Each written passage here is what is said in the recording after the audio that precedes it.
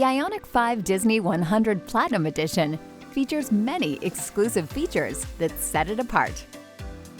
And one of the most enjoyable is the Disney-themed splash screen shown across the interior screens.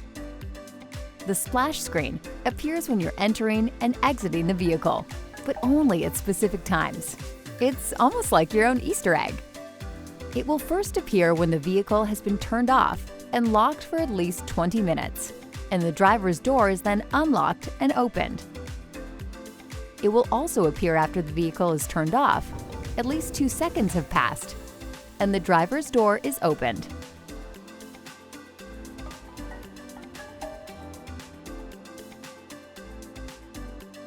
For more information on the features of your Hyundai, be sure to consult your owner's manual. Available at My Hyundai or the user's manual. Accessible via the touchscreen. And be sure to explore the how-to guides on the Hyundai USA YouTube channel and My Hyundai.